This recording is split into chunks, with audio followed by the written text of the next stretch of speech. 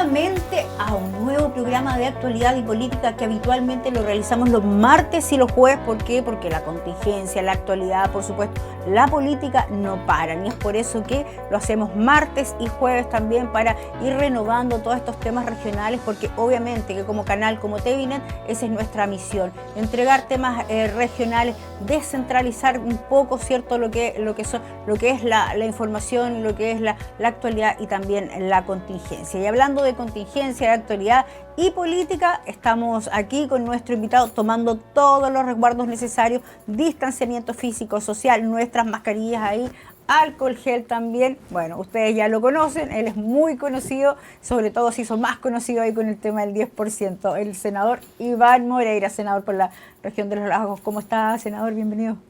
Bueno, un placer de poder compartir a esta hora, hora de actualidad, hora de política, hora de grandes decisiones para todo el país.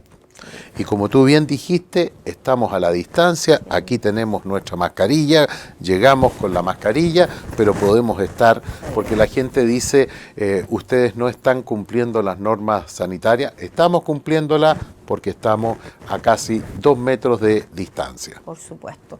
Y hablando casi de 2 metros, yo creo que estamos a menos de 2 metros del domingo, ¿cierto? De lo que se viene estas elecciones, esta tierra derecha, este plebiscito tan polémico también que ha estado, donde se va a realizar, senador, en un contexto de pandemia, en un contexto de crisis económica, en un contexto de crisis social, en un contexto de crisis política también. ¿Y cuál es su opinión al respecto? Para contextualizar, lo primero que hay que decir, que no era el momento de hacer un plebiscito.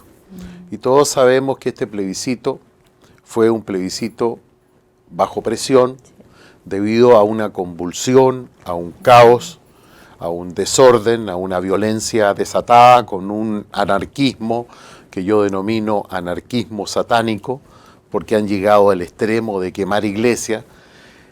Frente a ese escenario, que se ha estado repitiendo, recientemente al conmemorar un año del famoso estallido social. Cuando se tomó la decisión de este plebiscito, se tomó bajo presión, pensando que un acuerdo político iba a neutralizar, iba a frenar la violencia que había en el país. Eso no fue así, porque el famoso acuerdo de paz no tuvo nada, de violencia mucho, pero quedó este plebiscito que hoy día se está dando cumplimiento por un acuerdo político que fue ratificado en el Congreso Nacional a través de una reforma constitucional, por lo tanto no tiene marcha atrás y frente a este escenario tenemos que cumplir. Claro. Pero, senador, ahí en ese sentido usted ha sido bastante crítico con su propio gobierno, ¿cierto? En distintos aspectos, ya lo vimos con el tema del 10%, y si tiene que decir las cosas, como siempre se lo dice a la cara. En este sentido, del tema del plebiscito, ¿ha podido conversar con el presidente? ¿Le ha hecho saber, digamos, en el contexto en el que estamos y en el que miles de personas, producto de que van a estar positivas, no van a poder votar y por lo tanto no van a poder tener su derecho a voto como lo exige la Constitución hoy en día? Bueno, mire, lamentablemente esto se lo hemos planteado al presidente. El presidente tomó una decisión, el gobierno pudiese haber tratado de llegar a un acuerdo con la oposición. La oposición le importa muy poco la pandemia, porque si el gobierno hubiese dicho el plebiscito se posterga, créame que en este país hubiésemos tenido mayor violencia. Entonces estamos como arrinconados. Yo soy parte de este gobierno. He hecho críticas a mi gobierno de frente, pero eso no significa que yo vaya a abandonar a este gobierno que lamentablemente ha tenido la mala suerte de tener que gobernar con un Congreso de izquierda que permanentemente al gobierno le está haciendo zancadilla y no deja gobernar, porque esa es la verdad. ¿Más mano dura el gobierno?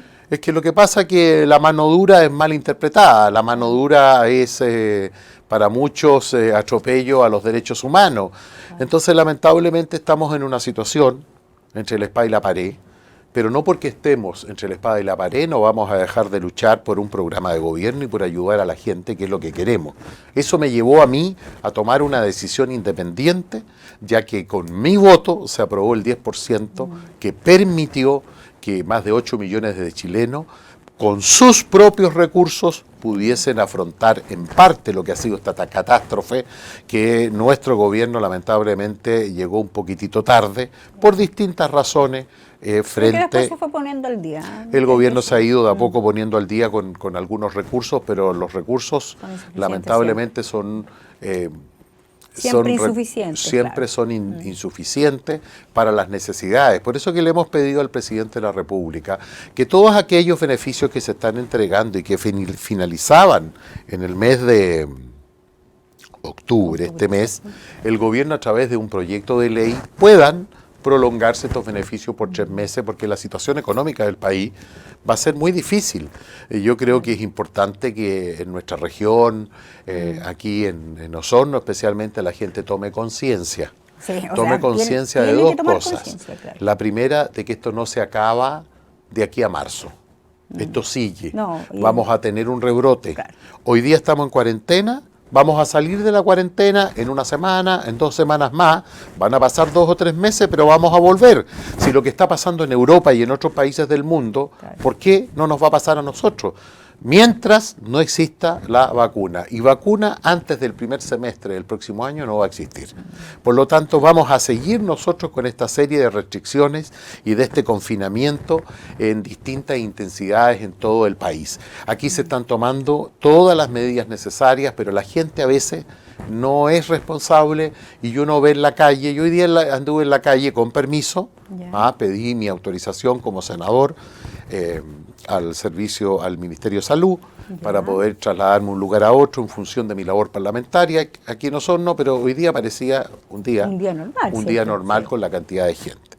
Pero volviendo al tema del plebiscito, que no debiera hacerse, pero se va a hacer, así que tenemos... Claro. Yo quiero señalar que es importante que vayan a votar. También es importante que sepan que los lugares de votación van a tener los resguardos y la protección necesaria, como lo ha señalado el gobierno, como lo ha señalado CERVEL y la autoridad sanitaria, para que la gente pueda votar tranquila y de alguna manera esté protegida de cualquier contagio. Yo espero que la ciudadanía vaya. ¿Y por qué yo espero que la ciudadanía vaya a votar? Porque no estamos votando la elección de un alcalde, de un concejal, de un diputado. Estamos votando no una elección de una persona por 4 años. Vamos a votar si Chile necesita o no una nueva constitución. Y eso es una constitución para los próximos 40 años, los próximos 30 años. Entonces no estamos votando cualquier cosa. Por eso que este proceso tiene que tener legitimidad. Y yo espero del futuro de Chile. Y yo espero que nuestros ciudadanos, nuestra gente vaya a votar. Obviamente, especialmente la gente del rechazo que yo represento. Sí. Uno aquí no rechaza por capricho, porque la Constitución claramente se puede modificar, se puede perfeccionar en el Parlamento. Porque cuando a mí me dicen que el pueblo de Chile va a elaborar la Constitución si gana el apruebo, eso es falso, de falsedad absoluta. Porque no va a haber un dirigente vecinal. Difícilmente un independiente, un dirigente de un gremio, no va a ser parte de la asamblea constituyente o convención constituyente para elaborar esa constitución en el caso que gane el apruebo, que quizás es lo más probable por las encuestas que se han dado. Entonces no vengan a engañar a la gente, porque aquí van a haber 2 congresos. Un congreso que va a legislar leyes, que las puede cambiar, este otro congreso que va a ser una convención constituyente de 155 personas. Que van a recibir también sus que van a recibir también su dieta parlamentaria. Porque son los mismos políticos. Sí, no. Entonces, por lo tanto, esa constitución, ese cambio se podría haber hecho en el actual Congreso Nacional. Hay una serie de mentiras y de ofrecimientos. Mire, la verdad, y yo me hago responsable de lo que estoy diciendo yo aquí. Es un engaño decirle a la gente que porque haya una nueva constitución va a haber una mejor salud, va a haber una mejor previsión, va a haber Mejor más educación, trabajo, más vivienda, etcétera, etcétera. Eso es falso, porque esas cosas se consiguen y se llevan adelante con políticas públicas que deben impulsar los gobiernos y deben ser votados en el Congreso. Por lo tanto, la exigencia de una mejor salud, educación, vivienda, el tema de la reforma previsional y cualquier otra, eso tiene que hacerse en políticas públicas y usted tiene que exigirle a los gobiernos de turno, a los miembros del Congreso de turno, a nosotros. Claro, porque la Constitución claro, no está hecha para resolver los problemas de la gente. Sí, la Constitución puede garantizarle derechos, claro, pero ¿qué sacamos de tener derechos para todo si no tenemos el impulso de políticas públicas para resolver los problemas de desigualdad que tienen todos los chilenos en nuestro país? Ahora, ¿por qué llegamos a esto? Si hay que hacer un diagnóstico. Llegamos a esto porque tuvimos un modelo económico eficiente que dio resultados, que Chile salió de la pobreza, que Chile pasó a tener una clase media emergente de muchos emprendedores, los índices económicos eran verdaderamente brutales de importantes, pero ese modelo económico lamentablemente comenzó a tener fiebre y nuestro termómetro falló. Por lo tanto, todos los partidos políticos tenemos responsabilidad y que no se venga a lavar las manos la oposición, porque la oposición ha gobernado nuestro país durante 24 años y de esos 24 años, 28 ha tenido mayoría en la Cámara de Diputados, 20 años ha tenido mayoría en el Senado. Entonces no me vengan a decir que la derecha es la que no ha permitido avanzar en nuestro país en los cambios. Aquí todos somos responsables, el estallido social nos dio una lección, Chile es un país desigual, había una realidad que no quisimos ver, porque nos autofelicitábamos de los grandes índices macroeconómicos y estamos en una situación difícil. Pero yo no voy a desconocer que la Constitución actual ha permitido que Chile tuviera un crecimiento. Claro. Nos podemos haber estancado, pero esto se resuelve ¿cómo? Con mejor política, no con una nueva Constitución, y esto se resuelve mejor con políticas públicas que tienen que impulsar los gobiernos. Los gobiernos en conjunto con el Poder Legislativo. Senador, bueno, me llama la atención y yo me imagino que ustedes también como bancada lo analizaron, porque aquí el plebiscito del 25 de octubre es rechazo o apruebo. Sin embargo, los que van a votar rechazo sí o sí van a tener que votar por una constitución, una constituyente, digamos, una comisión constituyente o una comisión mixta. Entonces ahí si se supone que si yo voto rechazo es porque no quiero ni comisión mixta ni constituyente. Bueno, esa es una de las cosas que lamentablemente cuando se legisla bajo presión, hay muchas cosas que no quedaron resueltas antes de llamar a plebiscito y que hay cosas que están dentro de un vacío. Ahora, ¿qué se dice? Pero ella habla mal también de los asesores del presidente en este caso. Que una vez terminado este proceso plebiscitario, esta convención constituyente, en donde van a ser elegidos 155 personas, y la convención constituyente que va a ser menor, quiero decirles de que tienen que generar un reglamento para funcionar, para las votaciones, para ver cómo va a operar este sistema. Y hay plazo de un año de elaborar una nueva constitución, obviamente en el supuesto caso. Un año que se puede alargar. Un año que se puede alargar, pero lo que se establece en la reforma constitucional, que hay 9 meses, más si se puede alargar 3 meses más. Ahora, si usted me pregunta, si gana el apruebo, si pierde el rechazo, si hay una nueva constitución, esa nueva constitución va a tener que ser refrendada por todo el pueblo de Chile. Sí. Yo le diría que en abril o mayo del año 2022 vamos a tener 2 congresos funcionando. Uno que está en Santiago y el otro en Valparaíso, ¿cierto? Pero más allá de esto es por qué votamos rechazo. porque se pueden hacer muchos cambios, dije yo, se pueden hacer modificaciones, pero hay ciertas cosas que uno no puede aceptar, como por ejemplo, yo no voy a partir de cero o de una hoja en blanco cuando esta Constitución le ha dado estabilidad democrática a Chile a partir del año 1989. Entonces no me vengan a mí a decir de que esta Constitución no ha sido una Constitución que ha dado continuidad. Hubo tranquilidad hasta hace un año atrás en nuestro país, nuestra democracia es sólida. Hoy día estamos viviendo una crisis institucional, una crisis política, social, que ningún gobierno es capaz de poder superarla. Le tocó a nuestro gobierno, a un gobierno de derecha. Si hubiera sido un gobierno de izquierda, yo le aseguro que la actitud hubiese sido distinta. La actitud que tiene la oposición hoy día, que hubiese sido gobierno, nosotros hubiéramos actuado distinto a la oposición de hoy día, que lo único que quiere es no resolver los problemas, sacar de alguna manera dividendos electorales. Pero ¿por qué yo digo que esta Constitución para mí es importante? Que se puede modificar, que se puede perfeccionar, y yo estoy dispuesto a eso.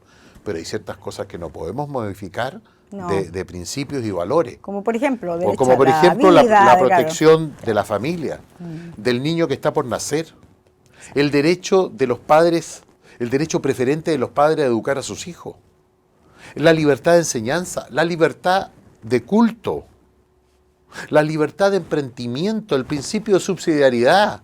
No puede quedar todo en manos del Estado.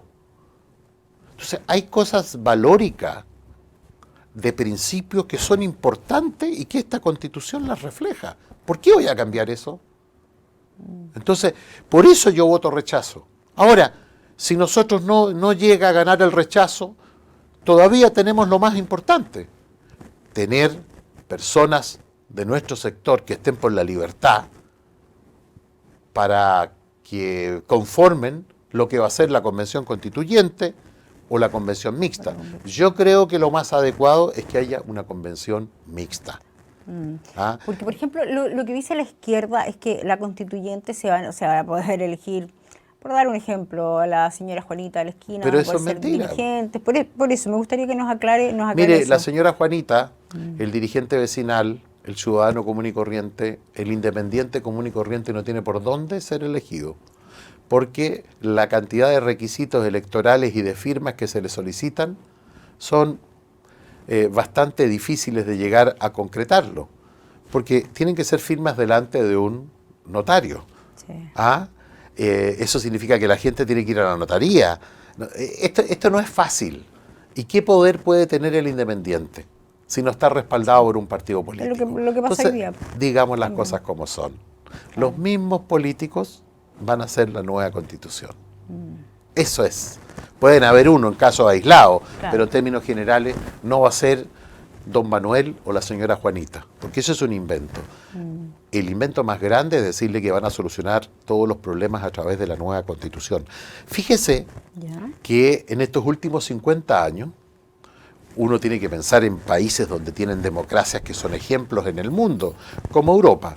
En los últimos 50 años han habido cambios de constitución solo en los países que salieron de la órbita soviética, de la Unión Soviética.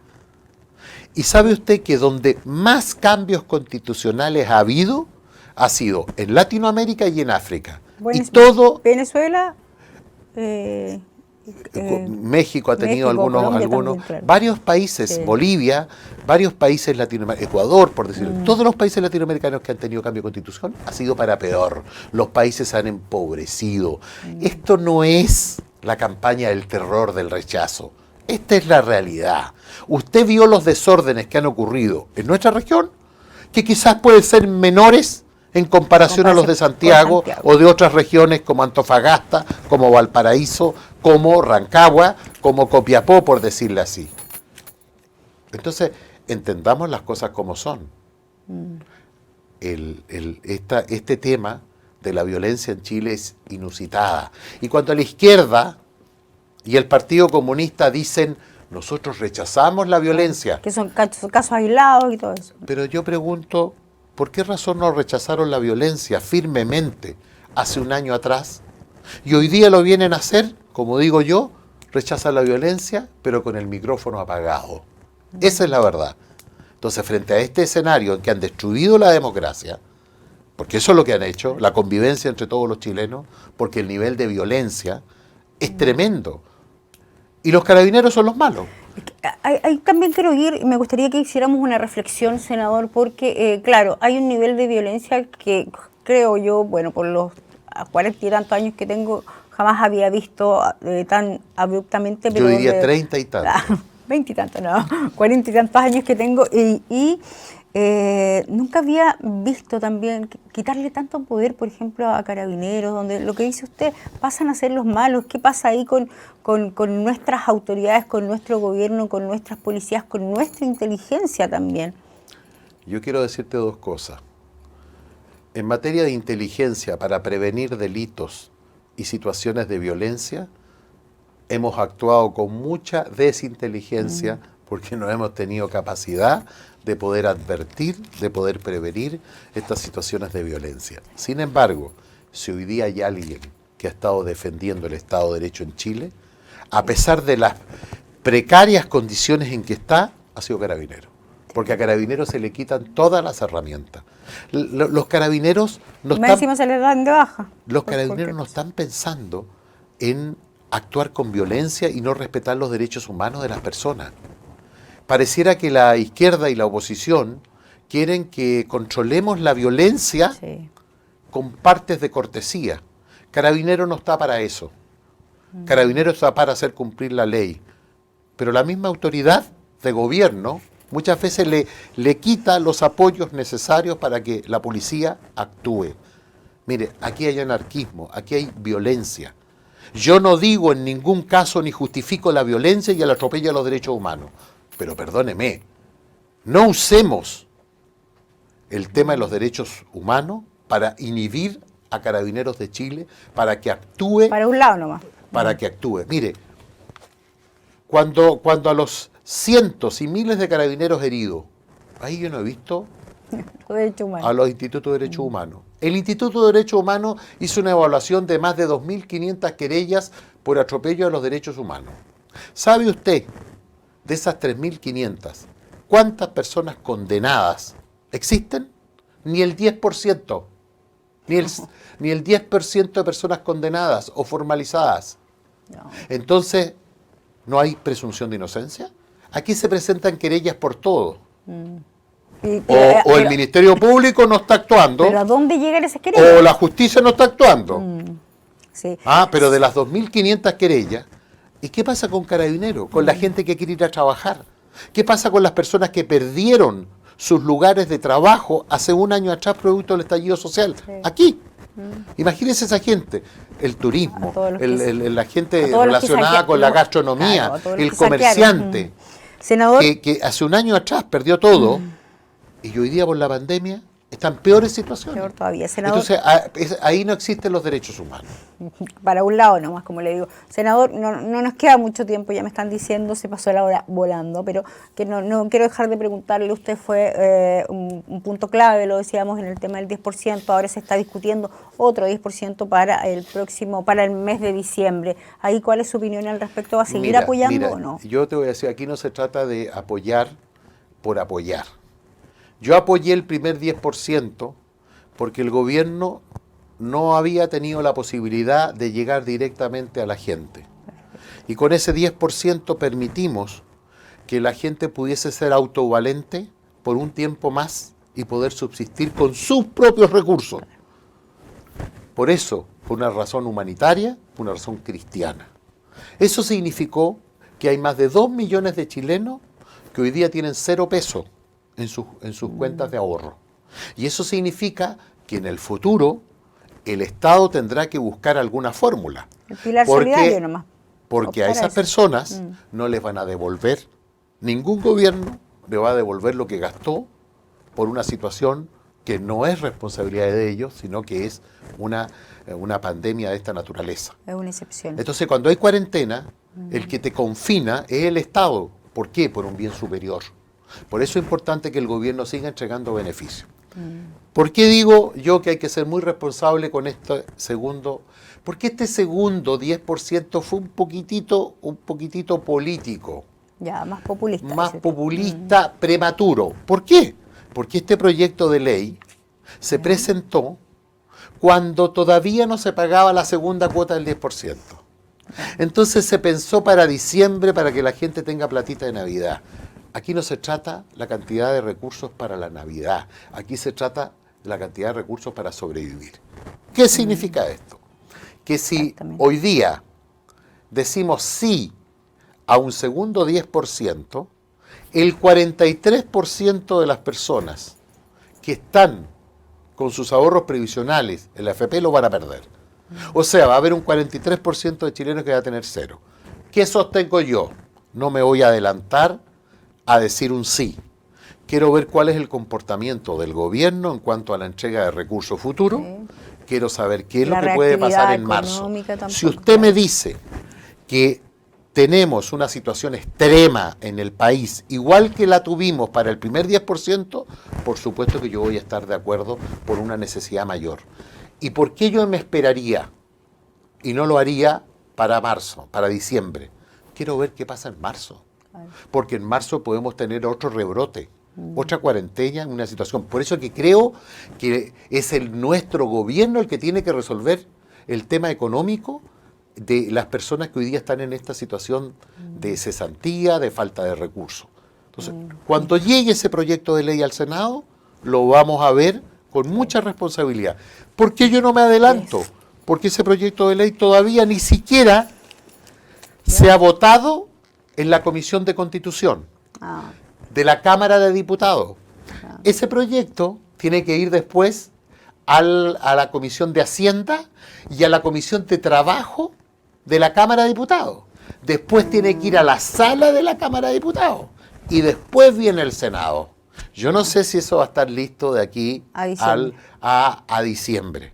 Pero yo soy más partidario de esperar una situación un poco más extrema, ver qué pasa. Porque tú comprenderás que si hoy día entregamos estos recursos para la Navidad, porque se habló de la Navidad, y nos vuelve a caer la situación de la pandemia encima de nuevo, otra cuarentena de 2 o 3 meses, ¿le vamos a decir a la gente que se gaste otro 10%? No, entonces yo creo que en hay que pensarlo mucho. Hay que ser muy responsable. Pero yo no le digo ni sí ni no. Quiero ver cómo llega ese proyecto al Senado y lo vamos a resolver. Porque la gente que va a sacar la plata es un sector que de mejor situación económica. Más acomodado. Claro, más acomodado. Ahora, creo que en esta materia el primer 10%, creo que a pesar de todas las críticas, yo soy responsable y me siento contento de ver eso. Me dicen que estamos en la hora. ¿Va a votar el domingo acá? Voy a votar en Puerto Montt. Y yo le pido a todos los chilenos que vayan a votar por una cuestión de principio, una cuestión de valores. Votemos rechazo, seamos consecuentes con el país. Muchas gracias, senador.